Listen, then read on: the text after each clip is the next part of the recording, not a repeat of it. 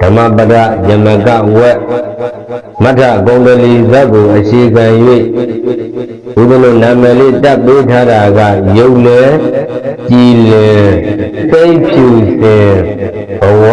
လှပါစေလို့တရားကောင်းတဲ့လေးဒီတိုင်းလေးပေးထားပါတယ်ဗျာဟုတ်လားအဲ့တော့ဘုန်းကြီးကတော့အရက်ကတော့ပြုပါတယ်တရားကောင်းတဲ့ကတော့ကိုယ်လည်းရှိနေတာပဲရှိရတာပဲအရက်ကတော့ဒီကျတက်လာမှာမဟုတ်တော့ဘူးအဲ့တော့ရုပ်လဲကြည်လေစိတ်ဖြူလေဘဝလှပါစေလို့တရားကောင်းတယ်လေဥဒ္ဒနုပေးထားပါတယ်ဟုတ်ပြီဒါဆိုလို့ချင်းဒီတရားကောင်းတဲ့အောက်ကိုမတော်ခင်မှာတဲ့ခြေနာလေးကဘုန်းကြီးတို့ကဗာလီပြောကြတယ်ဆိုလို့ရှိရင်တဲ့စကားလေး၃ခုစကားပုံလေး၃ခုရှိတယ်တဲ့စကား၃ခုပေါ့စကားဘယ်နှခု၃ခုရှိတယ်ဒကာကြီးဒကာမကြီးလည်းကြားဘူးပြီးသားစကားလေးပါပဲအဲ့ဒါကဘာလဲဆိုလို့ရှိရင်တဲ့ဒကာကြီးဒကာမကြီးဖယားဖတ်တော်အသက်ရှိဖယားဖတ်တော်အသက်ရှိတရားဖတ်တော်အမျက်ကြီးသံဃာဖတ်တော်အခက်ဝေးတဲ့ဒါလေးဦးဇင်းတို့ညံပြီလောက်ဟုတ်လားအဲ့တော့ရှင်းပြရမယ်ဆိုလို့ရှိရင်တော့ဒိဋ္ဌိကမိုက်ကြီးတည်ပြီးသားဖြစ်တဲ့ဘုရားဖက်တော့ဘာဖြစ်လဲအသက်ရှိတယ်တဲ့ဘုရားဖက်တော့အသက်ရှိတယ်ဆိုတော့ဒိဋ္ဌိကမိုက်ကြီးတွေဆင်းလူတော်တို့တောက်ဆင်းလူတော်တို့တော့ဖက်ခိုင်းတာမဟုတ်ဘူး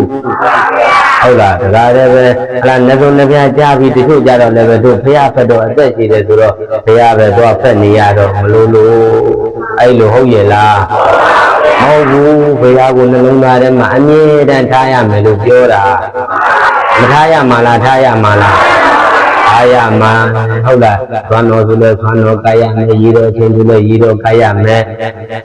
ပန်းစင်မီကတ်တဲ့အချိန်လဲပန်းစင်မီမကတ်ရမှာလားကတ်ရမှာလားအဲ့ဒါဒီဘုရားဖက်တာပေါ့ဘုရားကိုမမေ့တာပေါ့ဒါဆိုလို့ချင်းဘုရားနဲ့မမေ့ဘူးဘုရားကုံတော်လေးတွေပွားနေတယ်ဆိုတဲ့အခါကျတော့ဘုရားဖက်တော့ကိုကအသက်ရှိတယ်တဲ့ဘာရှိလဲအသက်ရှိပါတယ်တဲ့ဘာလို့လို့လဲဆိုတော့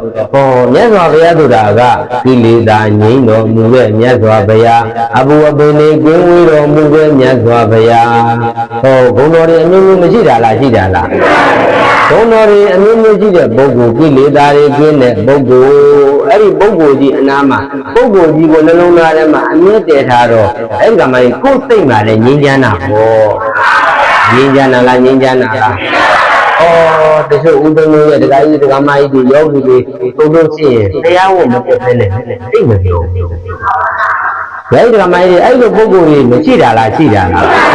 သိမပြောဘူးဘုရားမှာဥမချလိုက်ရလို့ရှိရင်အဲ့ကိုမပြောဘူးအဲ့ဒါဘာဖြစ်တာလဲဆိုတော့ဘုရားဒကာကြီးဒကာမကြီးတွေဘုရားမြင်နေတာပေါ့မမြဲတာလားမြဲတာလားဒါဆိုဘုရားဖက်တော့ဘာဖြစ်တယ်အသက်ရှိပါတယ်ဘုရားကိုအာရုံပြုတဲ့အခါကျတော့ဒါနလေးတွေလည်းပြုလုပ်ခွင့်ရတယ်သီလလေးတွေလည်းစောင့်တည်ခွင့်ရတယ်ဘာဝနာတွေလည်းပွားများခွင့်မရတာလားရတာလားပွားများခွင့်ရပါတယ်ဒါကြောင့်မို့လို့အသက်မရှိတာလားရှိတာလားအသက်ရှိပါတယ်ဒါကြောင့်ဘုရားဖက်တော့အသက်ရှိပါတယ်ဘုရားကိုအကြောင်းပြုပြီးတော့ကုသိုလ်ကောင်းမှုတွေပြုဖြစ်တယ်လေမပြုဖြစ်တာလားပြုဖြစ်တာလားပြုဖြစ်ပါတယ်ဘုရားသွမ်းနာတွေတင်ဖြစ်တယ်။အဲရေချမ်းစင်မိကလူဖြစ်တယ်။ကျောင်းခံဘုရားယခုလိုတရားစကားတွေဝင်ဖြစ်တယ်။အဲ့ဒါဘုရားဖက်လို့ပေါ့။ဘာပြုလို့ဘုရားဖက်လို့ဒီလိုကုသိုလ်ကောင်းမှုတွေပြုလုပ်တဲ့အခါကျတော့ကိုယ်မှာအသက်ရှိခြင်းဆိုတဲ့အကျိုးတရားတွေလည်းမရတာလားရတာလားရတယ်တဲ့နော်ဒါဆိုလို့ချင်းဒကာကြီးဒကာမကြီးတွေမိမိအသက်ရှင်ဖို့ရာအတွက်ကလည်းဟုတ်စိတ်ကလေးကလည်းငြင်းချမ်းနေမှာဖြစ်မှာစိတ်ထောင်းတော့ကိုကြည့်တယ်မကြည်တာလားကြည်တာလား ကြည့်ပါတယ်ဟုတ်လားဒါကမှလူတဦးတယောက်အသက်ရှင်ဖို့ဆိုရင်နဲ့စိတ်ဟာ90ရာခိုင်နှုန်းလောက်ပါဝင်နေတယ်မပါဝင်လားပါဝင်လားပါဝင်နေတဲ့အခုနအာဟာရတွေ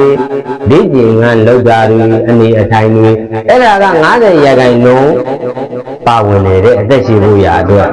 ဒါဆိုလို့ရှိရင်စိတ်ကလေးငြိမ်းချမ်းနေဖို့စိတ်ကလေးကလည်းငြိမ်းချမ်းနေမယ်ပျော်ရွှင်နေမယ်အေးဆေးနေမယ်ဆိုရင်အသက်ရှင်ဖို့ရာအတွက်50ရာခိုင်နှုန်းနေကြပါတယ်တဲ့မသိကြတာလားသိကြတာလားဒါကြောင့်မို့လို့လိုက်တကမိုင်းကြီးဖျားဖက်တော့ဗာဖြစ်တယ်အသက်ရှိပါတယ်ဒါလိုကြောင်းမြန်ယူလိုက်ပေါ့ဖျားမဖက်တော့အသက်တူပါတယ်ဒါတို့အသက်ရှိရင်တော့ဖျားဖက်ဖို့အသက်တူရင်တော့ဖျားမဖက်နဲ့ပေါ့ဖျားမဖက်တော့အရှင်မြတ်တပည့်တော်တို့ဗာဖက်ရမလဲဖက်ရှင်နာဖက်ဘုန်းကြီးနဲ့မတိုင်းဘူးဟုတ်လားဒါတော့ဖျားဖက်တော့အသက်ရှိတရားဖက်တော့အမျက်ပြည်တယ်တဲ့အမျက်မပြည်တာလားပြည်တာလားဩမြတ်စွာဘုရားဟောတဲ့တရားကလေးတွေကိုကိုယ်တိုင်ပဲဖတ်ရှုနာပဲနာတရားနဲ့အမြဲတမ်းနာနေတဲ့အခါကျတော့အကြောင်းကျိုးလေးတွေဝေဖန်ပိုင်းခြားပြီးသိတဲ့အခါကျတော့ဩဒေါသဖြစ်တရားနဲ့တွေ့တဲ့အခါကျတော့ဒီတရားတစ်ခါနေမလိုက်ခင်လုံးကသူများကတခွန်းပြောရင်ယောဂီတို့ကဘယ်နှခွန်းပြန်ပြောတယ်10ခွန်းပြောတယ်ဩအခုတော့တရားတစ်ခါလေးတွေဝင်လာတဲ့အခါကျတော့သူများက10ခွန်းပြောမှကိုယ်မှတခွန်းလောက်ပဲပြန်ပြောတော့တယ်။ဘာပြုလို့လဲအမျက်ပြေသွားလို့ဒေါသနဲလာလို့ဘာပြုလို့ပါလဲဒေါသနဲလာလို့တဲ့။လောဘတွေလည်းနဲလာတယ်ဒေါသတွေလည်းနဲလာတယ်မောဟတွေလည်းနဲလာတယ်ဘာလို့နဲလာတာလဲတရားဖက်လို့ဘာပြုလို့ပါလဲတရားဖက်လို့တဲ့တရားမှမရှိလို့ရှိရင်မြတ်စွာဘုရားနဲ့ကိုယ်တော်ဒေါသောအထံနာသာနာတိပဲဒေါသများထွက်နေလို့ရှိရင်အကြောင်းအကျိုးမသိတော့ဘူးပဲအကြောင်းအကျိုးသိသေးရဲ့လားတခါကြီးတခါမကြီးတရားမဖက်ခင်လုံးကခတ်ယူငယ်ရွယ်လက်တုံးကတခါတည်းတရားမဖက်သေးတဲ့အခါကျဒေါသများကြည်လာလို့ကတော့ငါဘာကောင်းထင်လဲဘာကောင်းမှမထင်ပါဘူးဟုတ်လားငါဘာကောင်းမထင်နဲ့ထင်လဲလေပေါ်ကြီးမကြော်နဲ့တာပေါ်ကြီးမကြော်နဲ့မိပွင့်သွားမယ်ဘာပွင့်သွားမှာပွင့်တော့သူပြောတာလဲမှန်ပါတယ်ဒေါသကြီးရင်မိပွင့်တယ်ဘာမိပွင့်မှာလဲငရဲမိပွင့်မှာဘာမိပွင့်မှာဒေါသမိပွင့်ရင်ဘာမိထပ်ပွင့်မလဲငရဲမိပွင့်မယ်ဘာပွင့်မယ်သူပြောတာလည်းမဆိုးမှန်တာပဲဟုတ်လားငါလာမလုံးနဲ့မိပွင့်သွားမယ်အဲ့ဒါဘာကြီးတာလဲမေးတော့ဒေါသကြီးတာဘာကြီးတာလဲငါဘောတိတိလာမတင်နဲ့သူကလုံးကြီးပြန်တင်လိုက်မယ်အဲ့ဒါဒီတရားလားဒေါသရဲ့အတန်လားဒီရဲ့ယောဂီတွေမပါပါဘူးလို့ကိုနောက်ကတရားနာပြိဿတွေမပါပါဘူးဟုတ်လားဟောတရားဖက်တော့အမျက်မပြေနေတာလားပြေနေတာလားဒေါသကြီးတဲ့ပုဂ္ဂိုလ်ဒေါသကြီးတဲ့အချိန်မှာဒကာကြီးဒကာမကြီးဒေါသထွက်နေတဲ့အချိန်မှာဒါမပြောတာအကောင်းဆုံးပဲဟုတ်လားဒါဆိုလို့ချင်းအမှားမပါနိုင်တော့ဘူးပဲပါနိုင်သေးရဲ့လားမပါနိုင်တော့ဘူးဒါကြောင့်မို့လို့တရားဖက်လာတဲ့အခါကျတော့တရားလေးတွေကိုနာကြတဲ့အားထုတ်လာတဲ့အခါကျတော့တရားဖက်တော့ဗာပြေးလာတယ်အမျက်ပြေးလာတယ်အဲ့လိုနဲ့တခါတည်းပဲတစ်ခါချောနှစ်ခါချောသုံးခါချောဆယ်ခါချောနောက်ဆုံးကျဘာမှမဖြစ်တော့တဲ့အခါကျတော့နောက်ဆုံးနိဗ္ဗာန်မရောက်နိုင်တာလားရောက်နိုင်တာလားရောက်နိုင်ပါတယ်ဒါကြောင့်မို့လို့တရားဖက်တော့အမျက်ကြီးတရားဖက်တော့ဗာဖြစ်တယ်အမျက်ကြီးတယ်နောက်တစ်ခါကျတော့နောက်ဆုံးကသံဃာဖက်တော့အခက်ဝေပါတယ်တန်ခါဖက်တော့အခက်ဝေတယ်ဆိုပဲ